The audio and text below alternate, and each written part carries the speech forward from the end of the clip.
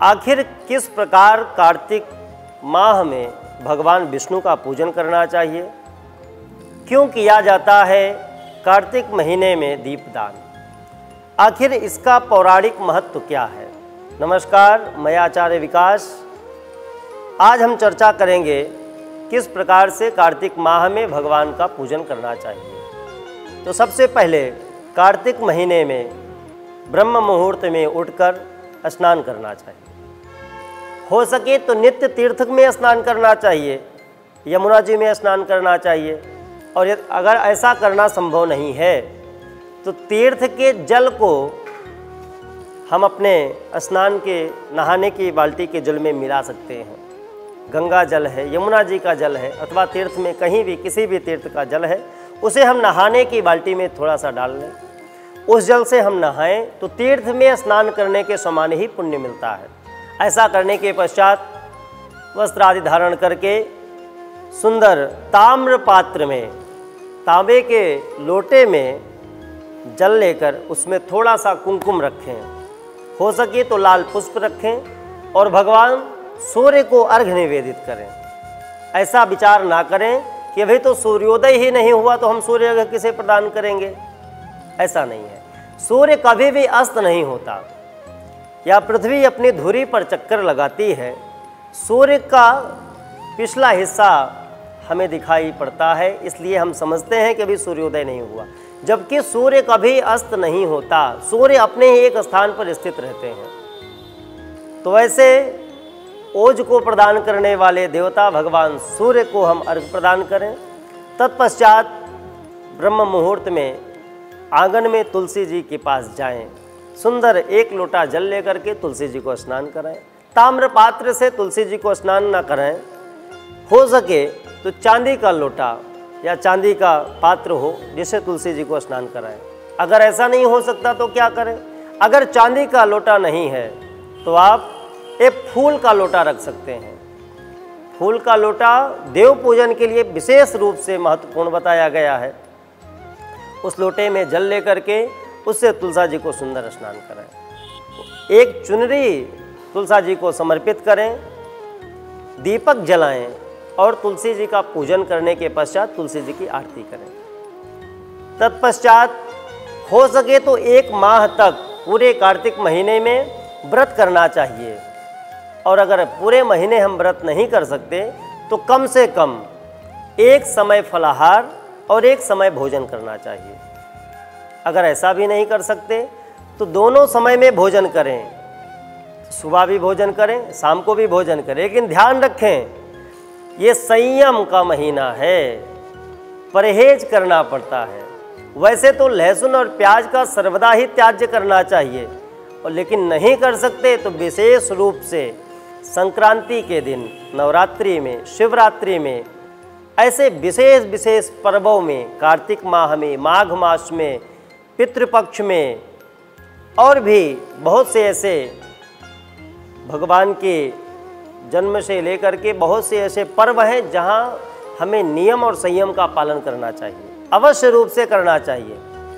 इसके पालन करने से लाभ होगा या नहीं होगा, लेकिन ऐसा करने से हानि जरूर होती है।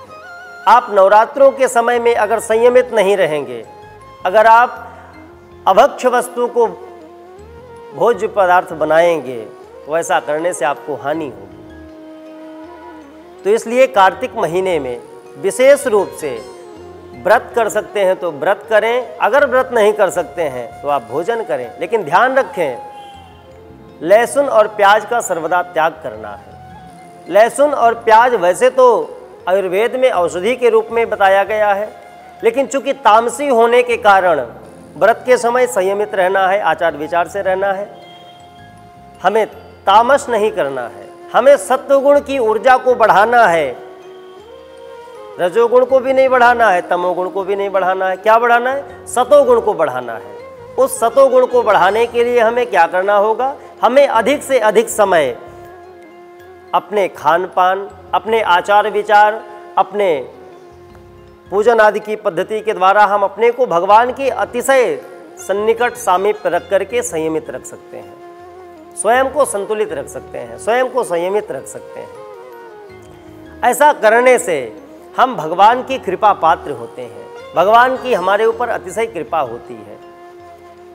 कार्तिक महीने में बहुत से ऐसे त्यौहार आते हैं, जैसे आंवला नवमी, जैसे तुलसी विवाह। इन दिनों में तुलसी जी के पूजन का भी अत्यंत महत्व है, साथ ही साथ भगवान नारायण का भी पूजन करना चाहिए। कार्तिक माह में यमुना स्नान करना चाहिए और यमुना स्नान करने के पश्चात भगवान सूर्य को अर्घ्य प्रदान करना चाहिए, क्योंकि जो ऊर्जा मिलती है हमें वो सूर्य भगवान से मिलती है।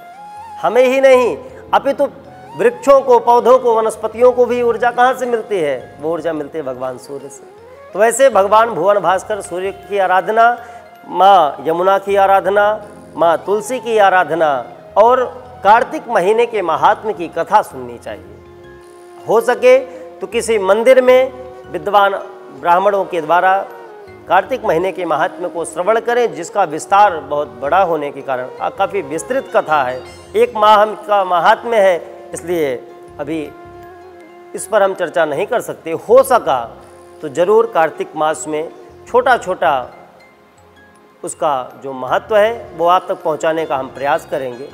फिर भी कार्तिक महीने के इस महत्व को समझिए। कार्तिक महीने में विशेष रूप से तुलसी जी का पूजन, माँ यमुना का पूजन, भगवान सूर्य का पूजन और साथ ही साथ भगवान नारायण का पूजन। जैसे हमने सुबह की नियम को बताया, ठीक उसी प्रकार से सायंकालीन सूर्यास्त के समय सुंदर घी का दीपक जलाएं और तुलसी जी के पास रखें। एक दीपक घर के द्वार पर रखें और ऐसा करने से आपके जीवन में जो कुछ भी अंधकार है वह सब नष्ट हो जाता है। तमाम जो परेशानियां हैं आपके जीवन में वो सब नष्ट हो जाती हैं। असंयमित रहते हैं हम, इसलिए एक महीने तक संयम धारण करना है, संयम के साथ रहना है। ऐसा करने से हम भगवान लक्ष्मी नारायण माँ तुलसा जी के अतिशय कृपा पात्र हो जाते हैं। तुलसी जी कौन है? क्यों करते हैं हम तुलसी जी का पूजन? जी हाँ, भगवती माँ तुलसी भक्ति प्रदायिनी है।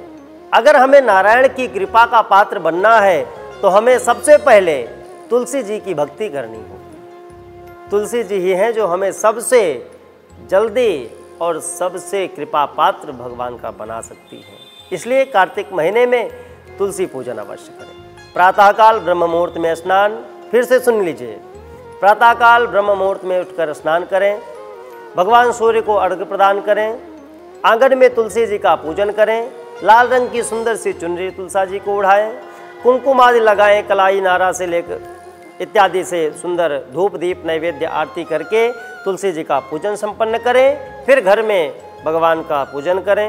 हो सके तो प्रतिदिन मंदिर जाएं और भगवान लक्ष्मी नारायण का पूजन करें। दिन में व्रत रख सकते हैं तो व्रत रखें, अन्यथा भोजन करें, उसमें लहसुन प्याज आदि का विचार करें, उसे नहीं खाना है।